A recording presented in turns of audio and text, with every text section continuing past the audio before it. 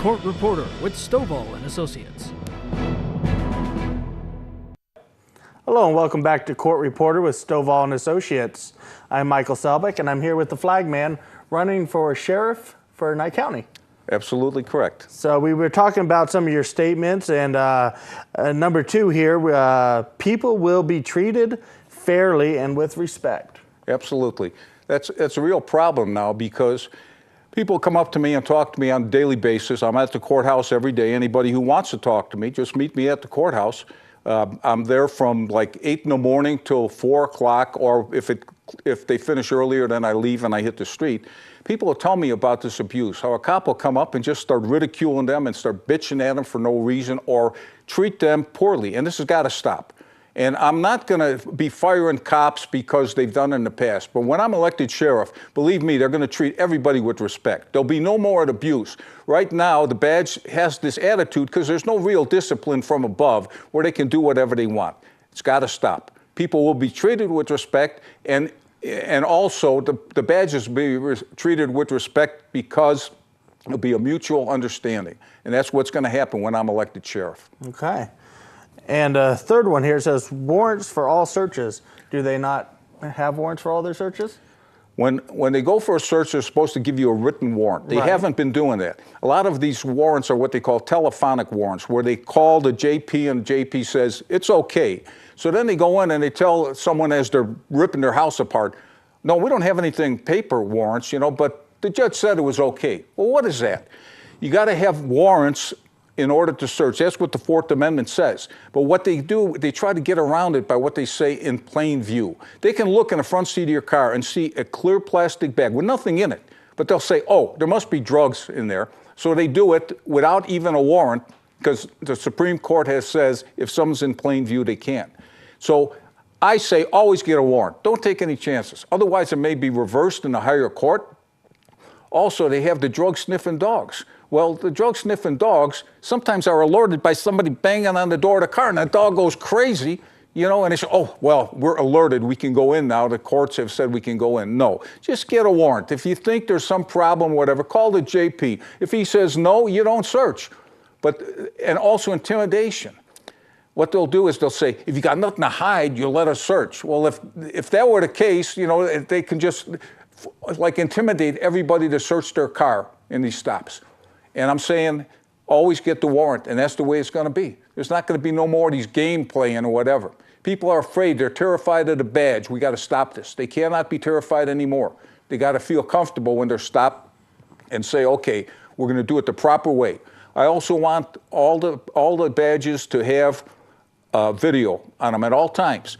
They have units for about $1,400 where they can wear it in its audio and video where anything happening. Now this protects the badge from doing anything wrong because he knows it's being videotaped, and also the person will not be upset with the cop because he's afraid also. If he gets abusive, then he's locking the cage door behind him, so to speak. So this will work. And all the officers who are on patrol will have one of these units. Everything will be documented. There will be no more lawsuits where someone said this happened or that happened.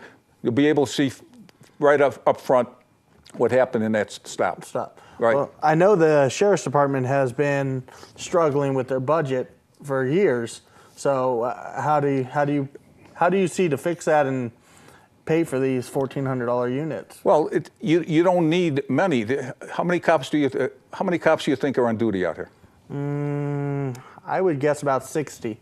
There's probably maybe closer to 45. Okay. They're not all on duty at the same time. Gotcha. So they can share the units. Right. You can have double the shift to have extra ones or whatever in case you need more. Right. And 1,400 is nothing compared to what they're doing playing games, spending money right now. I mean, the sheriff's budget was over $1 million. He spent over, I think it was $1 million too much.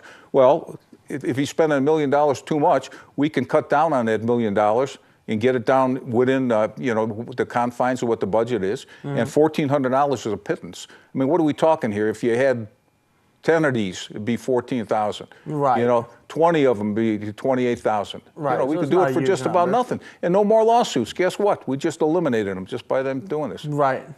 No, that doesn't sound like a bad idea to me. No more roadblocks.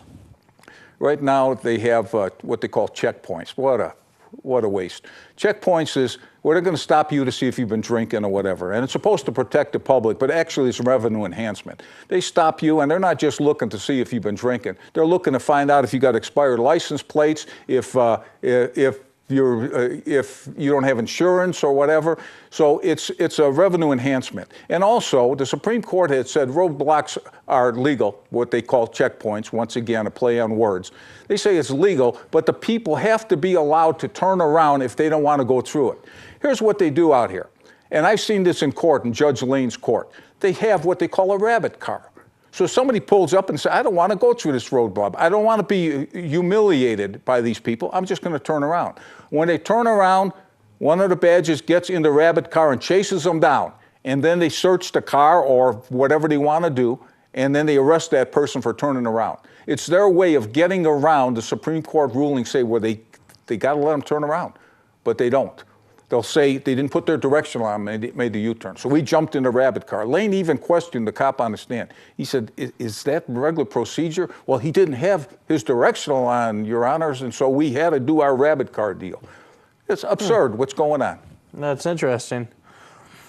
No stacking of the charges. That's right. Somebody's arrested for some minor violation, disturbing the peace, disorderly conduct.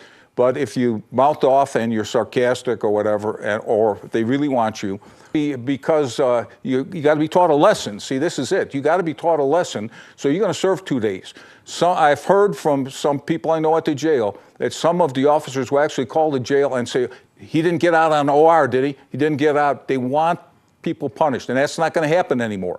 You know, people are going to be treated fairly, and it's got to change. No more stacking of charges. We have to take another quick break, not to cut you short there, but we'll be right back. Court reporter with Stovall and Associates.